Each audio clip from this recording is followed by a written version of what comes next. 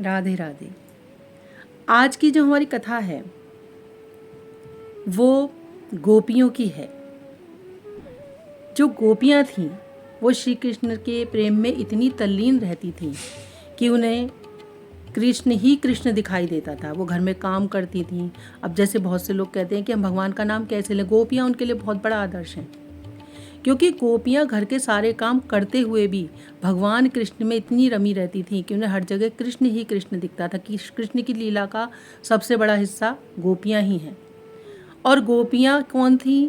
गोपियाँ पुराने ऋषि मुनि थे जो पूर्व जन्म में उन्होंने तपस्या की थी कि हमें भगवान श्री कृष्ण का प्रेम प्राप्त हो। तो जब भगवान श्री कृष्ण मथुरा चले गए तो उन्होंने उद्धव जी को उन्हें समझाने के लिए गोकुल भेजा, वृंदावन भेजा। वो एक चिट्ठी भी लिख कर दी उन्होंने। तो चिट्ठी में उन्होंने उन्हें बहुत तरह से समझाया। गोपियाँ तो पढ़ी लिखी नहीं थी। उन्होंने वो चिट्ठी जैसे दी तो कोई आई, किसी ने कोई टुकड़ा उसे फाड़ दिया, बिल्कुल छोटे छोटे टुकड़े। कोई ले जाकर उसे हृदय से लगाकर रो रही है, कोई नाच रही है, कोई गा रही है, मतलब वो महसूस कर रही हैं कृष्ण भगवान को। अब उद्धव जी उनकी ये दशा देखकर बड़े वो हो गए। जब वो थोड़ी सी ठीक हुई तो उद्धव जी ने कहा कि भाई इस तरह से तुम्हारा जीवन बहुत मुश्किल हो जाएगा, तुम इस तरह से बहुत परेशान हो चुकी हो। तुम एक काम करो कि तुम थोड़ा योग करा करो, तुम योग साधना से ध्यान लगाना सीखो।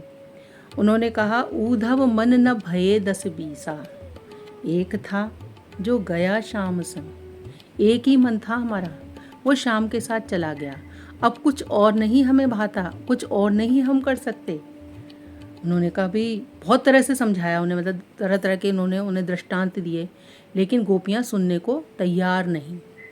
तब उद्धव जी ने क्या किया कि जब देखा तो उनका भी हृदय परिवर्तन हो गया।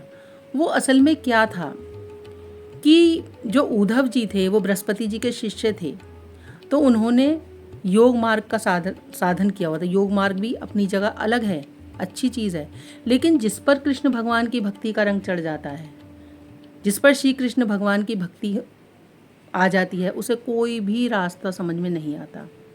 तो उन्होंने कहा कि भाई मैं तो दंग हो गया इसको देखकर, क्योंकि भगवान श्री कृष्ण उद्धव को दिखाना चाहते थे कि मेरी असली भक्ति क्या है। उन्होंने उस भक्ति को देखा कि भाई गोपियाँ तो, इन्हें तो बदलना बड़ा मुश्किल है।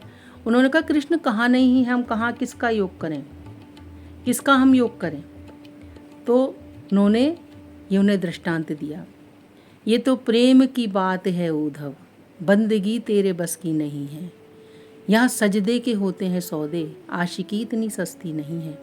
उन्होंने कहा उद्धव ये तो प्रेम की उपासना है, प्रेमोपासना है, इसमें न कोई योग है, न नियम है, न बंधन है, सबसे ऊपर है। जब उद्धव जी की समझ में ये आया, बोले हमें तो चारों तरफ हमारे से कृष्ण गए कहाँ हैं, हमारे अंदर कृष्ण, बाहर कृष्ण, तुम में कृष्ण, सब में कृष्ण है, क्योंकि कृष्ण कण कण में है। तो हम ऐसा महसूस करते हैं। जब आप कृष्ण की भक्ति करेंगे आपको इसी तरह से महसूस होगा, कृष्ण हमारे अंदर हैं, हमें उन्हें बाहर ढूंढने की जरूरत नहीं। हर चीज़ में कृष्ण है, हर चीज़ आपको कृष्णाकार करके दिखाई देगी। फिर जब वो थक गए, और वो थक क्या गए, उनसे इतने प्रभावित हुए कि ये गांव की गंवार ग्वालनें, इतना ज्ञान इनके अंदर। तो भगवान की, कृष्ण की भक्ति जब जिस पे होती है तो ज्ञान अपने आप ही स्वतः उत्पन्न हो जाता है। उन्होंने उनके चरण पकड़े और उन्हें गुरु बनाया। तो इस कथा से हमें यही तात्पर्य मिलता है कि भगवान श्री कृष्ण की भक्ति प्रेमामयी भक्ति है। वो प्रेम से वश में होते हैं, उन्हें न कोई साधन, तंत्र, मंत्र, यंत्र वश में नहीं कर सकता।